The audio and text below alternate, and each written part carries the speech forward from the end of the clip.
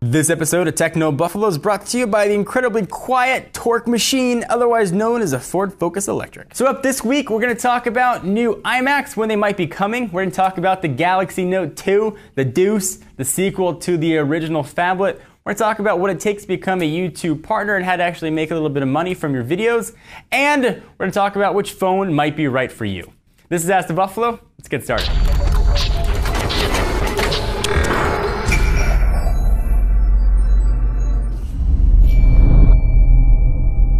The first question comes from @PotatoKing69. John, do you think there'll be a new range of iMacs near Christmas time? Truthfully, I thought we were gonna have new iMacs a few months ago. So yes, absolutely. By the time the holiday shopping season comes around, I can guarantee you we will have new iMacs. It might not look different, but the internals will be upgraded. We're hearing rumors about an iMac with a Retina display. We've heard rumors of thinner iMacs ditching the optical drive. We've heard all kinds of crazy things. Maybe iMacs going all touch, which I wouldn't take to the bank. But we'll definitely have new iMacs before the holiday shopping season. iMacs are generally one of Apple's best-selling desktops. They don't really even look at the Mac Pro anymore. And they'd be foolish to leave that pretty much stagnant for the better part of a year. So yes, absolutely, if you want to get a new iMac, wait a couple months. I would expect though that we'll see an update sometime in October, sort of people get into that November shopping season. Hopefully that helped answer your iMac needing question. User @KEB00000 asks, @John4Lakers, should I buy a Galaxy Nexus or Galaxy S3? Or should I wait until the next Nexus comes out? I know I'm going to root and install CyanogenMod 10 on either. That's a good question. If you asked me that yesterday, I would have said Galaxy Nexus for sure. You don't need to root, you got Jelly Bean on there. It's an absolutely awesome, powerful, speedy phone. But something happened yesterday. I was staring at a Galaxy S3 sitting on my desk, and I was sad that it still had ice cream sandwich on it and it couldn't take advantage of all the Jelly Bean action out there. But I decided to jump into the world of rooting and custom ROMs. And that's exactly what I did with what's my new daily driver, the Galaxy S3. So I'm running an ASOP ROM. It's a modified version of CyanogenMod 10. I absolutely love it. I thought that the Galaxy Nexus was blazing fast. This guy blows it away. I'm not sure if it's a combination of the hardware of the Galaxy S3 or what's been rooted for the ROM. Maybe it's eliminated some of the fat, but it's absolutely outstanding. So I've had a really hard time not recommending going for the Galaxy S3, rooting it, putting on your custom ROM, and getting the experience that you want from your phone. It is one of the nice things about Android is you can customize and do whatever you want to it. So if you need to pick one and you want to pick one right now, go for the Galaxy S3. If you're a bit more price conscious though, you can pick up an unlocked Galaxy Nexus for about $350 and don't have to sign a new 2-year contract. So that might also be a great option for you to look into as well. @ElexOnica asks, @John4Lakers, what is the minimum amount of viewers subs before you can contact PR companies? So I wish that there was a magic number. I wish I could say, you know, as soon as you've got 15,000 subscribers, you can start contacting. Or as soon as your website's getting X number of views, you can start contacting. There really isn't a set number anymore. Talked about this in regards to YouTube partnerships in the past, but now YouTube has sort of opened the partnership program up to everybody. But folks think that getting hardware is the best way to sort of make money from the tech world because you have products to actually show. And in a lot of ways, that's true. The best thing I can say, and what I did when I started out, was I look at a company that I wanted to perhaps work with, and I'd find the press release they put out. At the bottom, you can search for Company X press release on Google, and you can find it. Go to the bottom, and generally there's a contact form. There's a press person, a media outreach that you can contact. And I can't stress this enough. Think very clearly and succinctly about what you're writing. Make sure it's clear, professional, and spell checked. Don't write it on your iPhone with spelling errors and words misplaced. Make sure you read it very, very carefully. Be sure that you provide value as well. If they're going to send you a product, they expect to get a wide audience to see it. Now, never, ever in a million years, ever sell a review. Don't feel like you're obligated to give a positive feedback on a product just because someone sent it to you.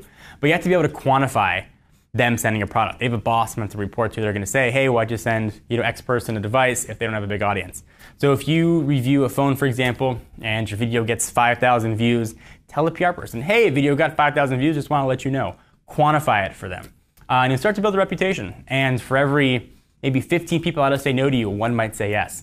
I can tell you that before someone finally said yes to me, seems like high school all over again, I had about 10 that would say no. So a few things: be professional, never feel obligated to give a positive review. If you want to have journalistic integrity, you want your audience to trust you, You have to always be honest about a product. And I've done that in the past, and it's hurt PR relationships because I haven't liked the product, but I like the PR people. But I have to be honest, so I recommend you guys take that route as well. Otherwise, if you don't have trust in your audience, then you really have nothing. All right, so let's take a minute from talking about tech to talk about cars. I've been driving a Ford Focus Electric for the better part of 3 weeks right now. This car is 100% electric.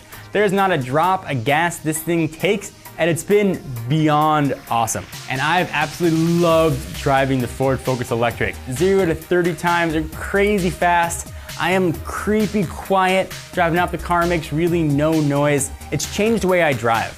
Regenerative braking is awesome. I found myself when I drive regular internal combustion cars now trying to regen brake.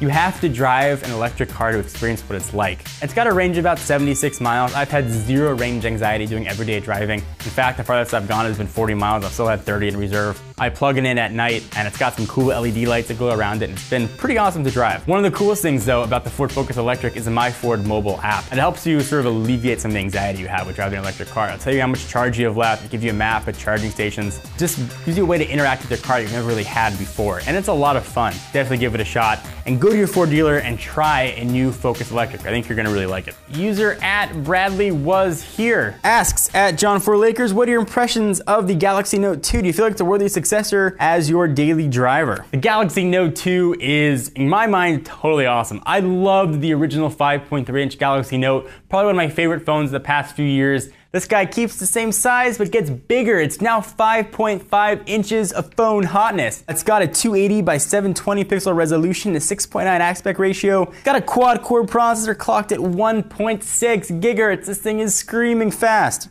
And a 3100 milliamp hour battery, all packed and running. Android 4.1 Jelly Bean. Totally a worthy successor. I cannot wait to try this phone. Cannot wait, cannot wait, cannot wait. It is going to be in my pocket. I can't wait for people to look at me funny thinking I'm holding a tablet up to my head. I am excited about it. It's powerful, it's fast, it's running the newest operating system. I give Samsung credit for getting Jelly Bean on this thing and not dripping with ice cream sandwich.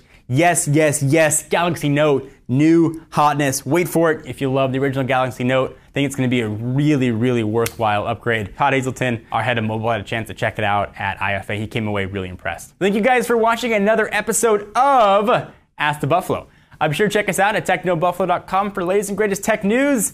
I'm John Rettinger. See you in the next video. Whoa, hold on there. It's John Q here from Techno Buffalo with a really quick message for you folks out there. You guys like Techno Buffalo, right? Of course you do. Well, we need your help. We'd really appreciate it if you can take some time to fill out a quick anonymous survey letting us know a little bit more about you guys, our viewers. Just go to reversion3.com/technobuffalo survey. Take a few moments to fill out a few questions. You know, we'd really appreciate it. And just like how I appreciate you watching this little end clip of this video of me holding up this really heavy camera, my arms is really hurting. So really appreciate it, guys. Thanks again. Latest.